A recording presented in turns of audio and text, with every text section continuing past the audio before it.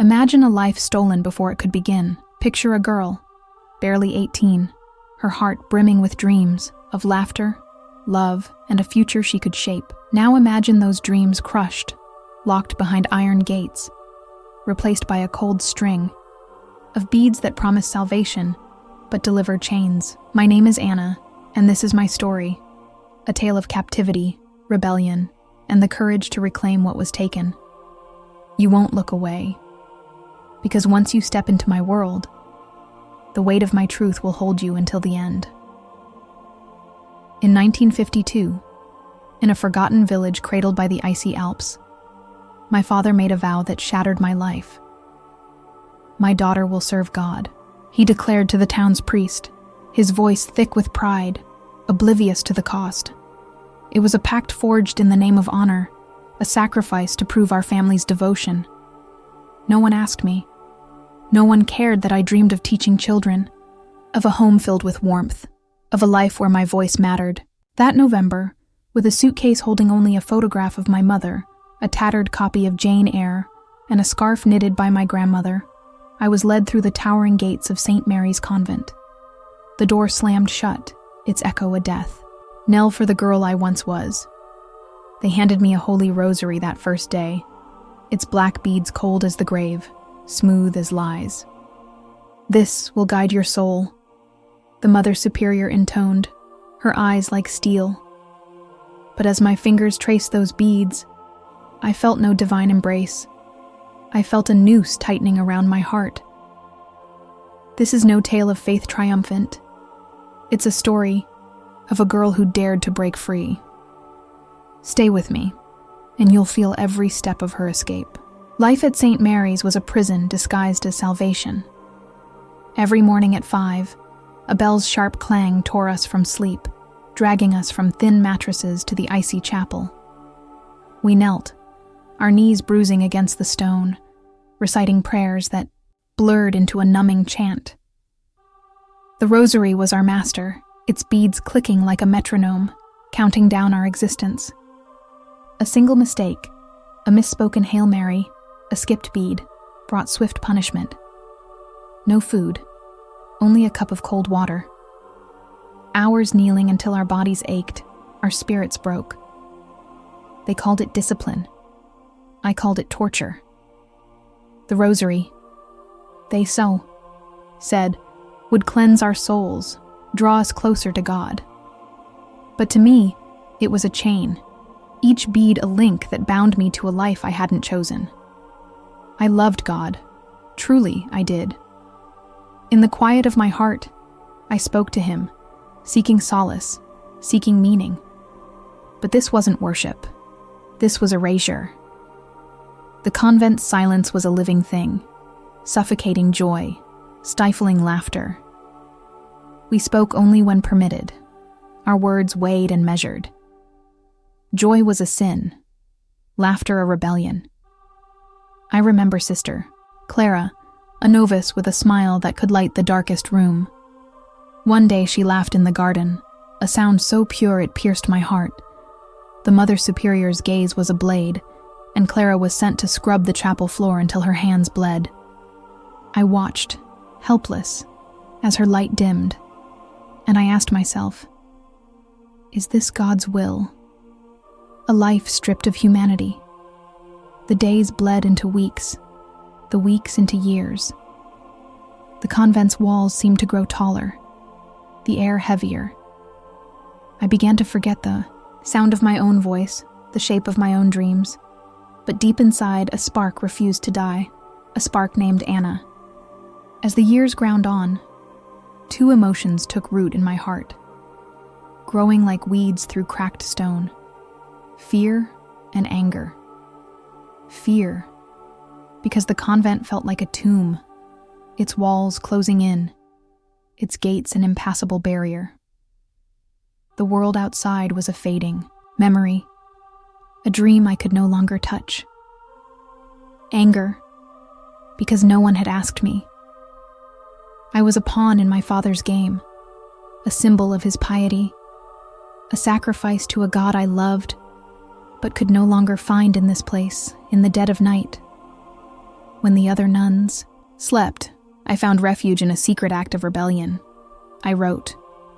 My notebook, hidden beneath my mattress, became my sanctuary.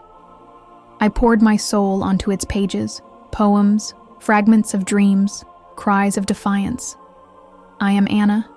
I am human. My life belongs to me. Those words were my lifeline, a reminder that I was still alive, still myself. Writing was forbidden, a sin of pride, but it was my only way to hold on to the girl I'd been. One evening, as we knelt in the chapel, Sister Margaret, a novice with eyes as bright as mine once were, leaned close and whispered, "Anna, we're not serving God here. We're prisoners of these walls." Her words were a spark, igniting a fire I'd buried deep.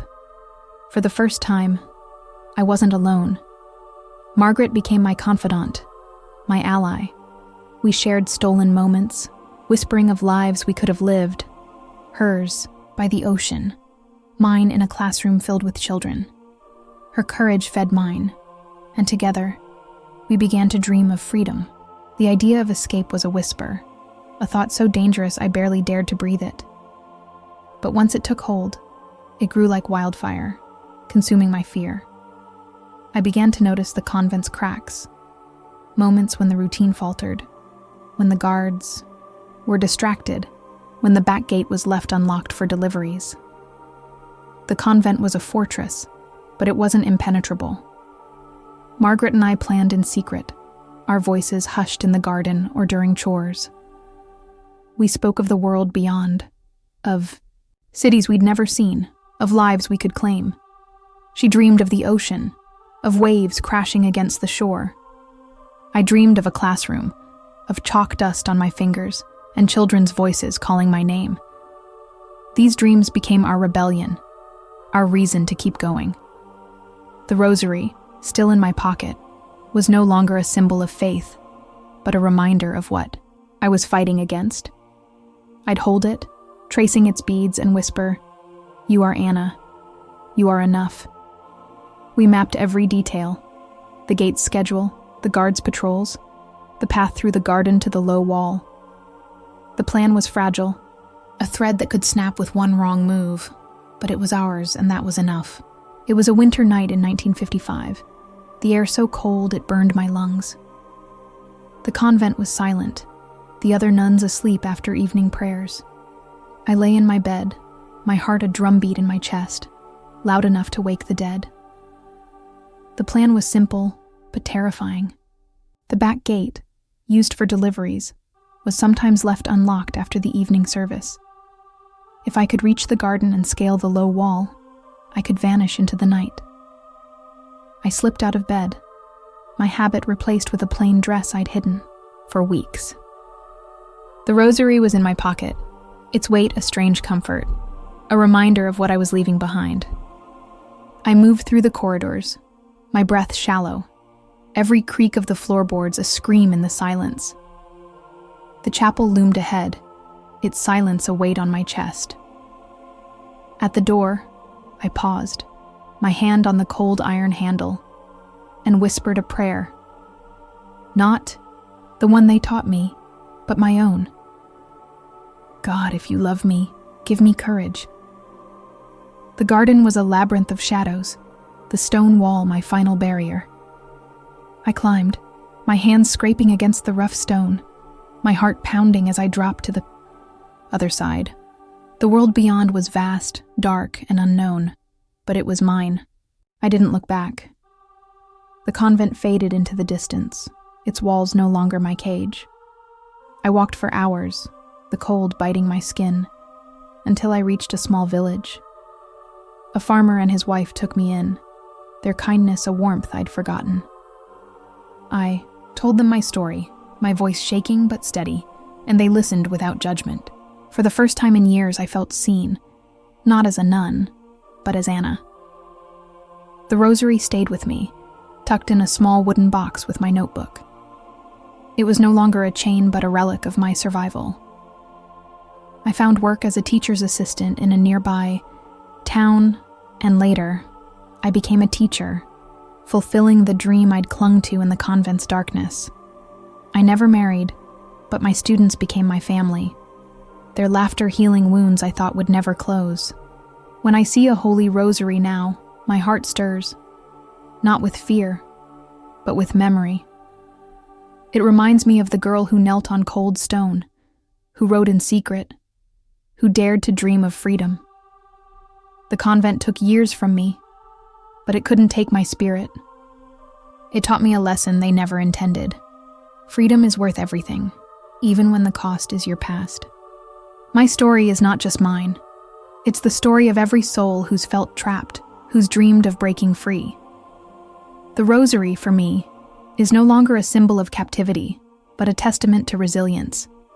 If you're watching, holding your own chains, literal or metaphorical, know this: you are enough. Your life is yours to claim. No wall is too high, no chain too strong. You can escape. My story is not just mine. It's the story of every soul who's felt trapped, who's dreamed of breaking free. The Rosary, for me, is no longer a symbol of captivity, but a testament to resilience. If you're watching, holding your own chains, literal or metaphorical, know this: you are enough. Your life is yours to claim. No wall is too high, no chain too strong. You can escape.